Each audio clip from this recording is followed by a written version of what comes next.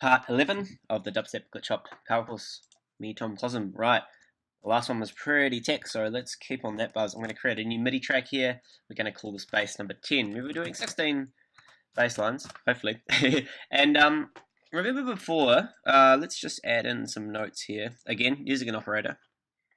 I mean, you can use whatever synths you want. I just like to use operator. It's a nice little chunky synth. Alright, let's add in a MIDI clip. And as you can tell at the moment, I'm kind of putting in notes before I actually develop the sound, just because I find it's quite a lot more rewarding sometimes. Here we go.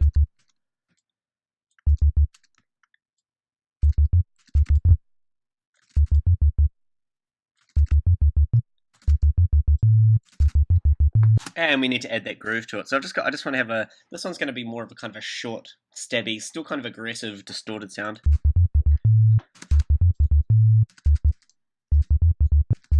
Let's go up to the minor. Awesome. So I've got this operator here, and what I want to do is, remember before we frequency modulated it with that that 8-bit sine. I really like that sound.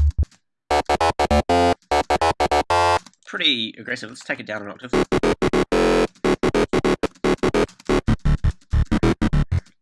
It's quite a cool sound. It's quite heavy.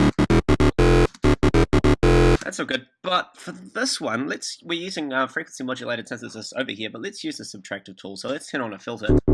And let's give it some envelope.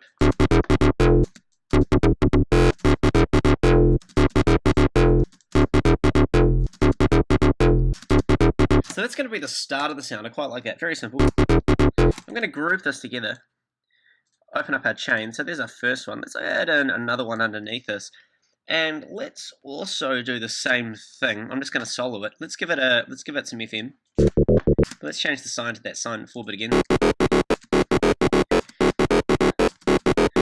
Let's bring the filter on, bring it down.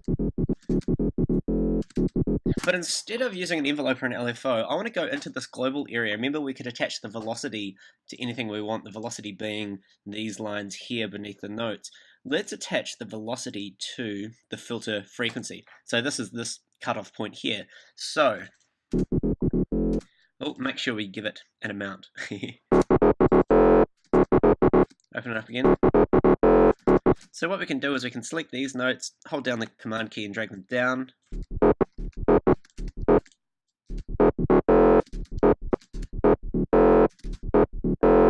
It's pretty cool. Let's give it a bit more resonance.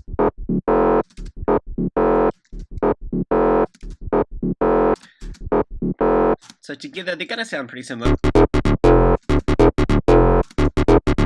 So you can just see those two particular notes have a bit more of a punch to them because we've used the velocity on the frequency of that second one. Let's add in a redux after that. I really like the redux after as a kind of a crusher. Kind of adds quite a lot of high frequencies up there. It's kind of dirty stuff. And we'll use the old filter delay trick, which I like to do. So we'll chuck that after there.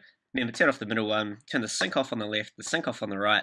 I want to bring up those high frequencies that the redux is kind of displaying. So I'm going to bring this bandpass filter up high.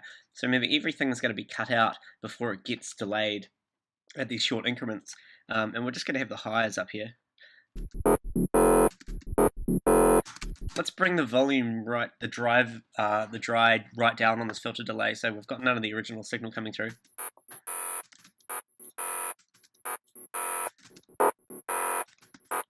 So that could be quite cool. So now we have. Let's just bring the decay time of that filter down a wee bit. Excellent. Now let's add one more operator into this chain. We'll use 3 in this one, just to show you how you can really stack up instruments into racks. And let's just keep this one simple. We'll keep it as just a saw wave. We'll only use one oscillator. That's all good. We'll put on a filter. Give it a lot of envelope. Let's give it a little bit of an attack so the filter kind of opens up a bit.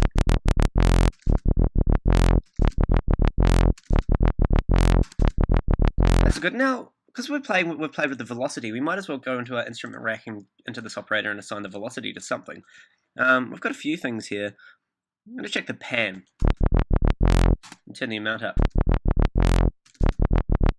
So see that those two notes kind of come over to the right hand side if you're listening in headphones. Just gives it a little bit of it's a little bit of character. Now the other cool distortion effect which we haven't covered is this thing here called the amp. I'm going to drag this in after this third operator in my chain. Now the amp kind of emulates you know, old amps or new amps that kind of distort the sound in a particular way. They don't give you too many parameters to play with, and you can't really get into the guts of how it actually works. But you can pretty much just pick one of these kind of particular styles here, and then kind of tweak the EQs and the presence amount, which is kind of like a brightness kind of control. Let's just have a listen to each one of these. We'll go start with boost.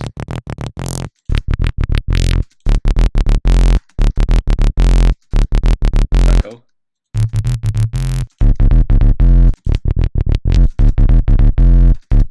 Let's bring the presence up. Could even bring the gain up.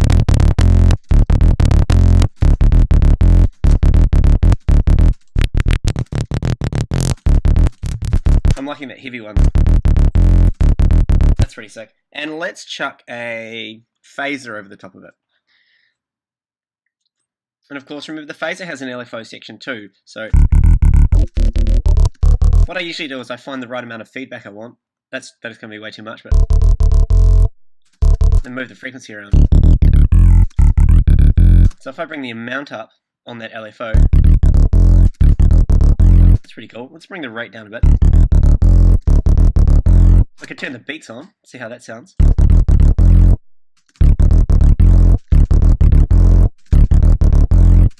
I'm happy with that, and you see how the phasing again is at 180%, so it's going to kind of split it into the stereo field and give it a really weird spatial effect, which I kind of like.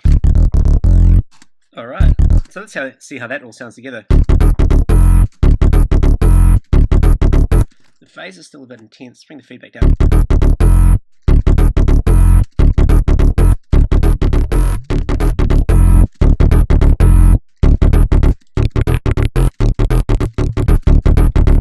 Let's just see what happens if we take this operator, change the coarse value up by 1.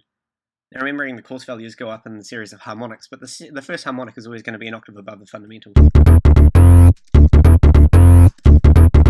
Oh, I know what I'm going to do. I'm going to take that operator and I'm going to duplicate it. So we have two copies of it. And one's going to be the original pitch, one's going to be up an octave. Let's bring the levels down, of course.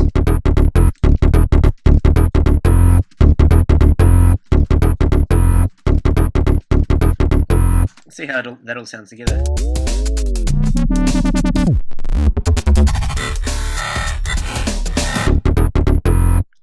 Oh, I'm pretty happy with that. Okay, so what do we call this one? We have an amp. We've used an amp.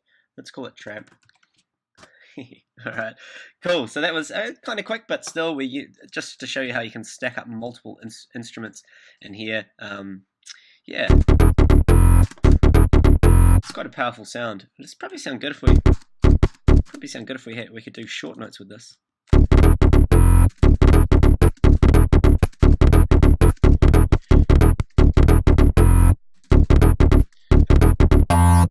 Yeah, awesome. I mean, if we could, it's a really powerful sound.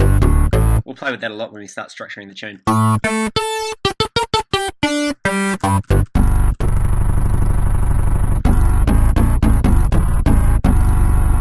I like that. Cool. That was bass number 10. Tune in for number 11, tomcosm.com.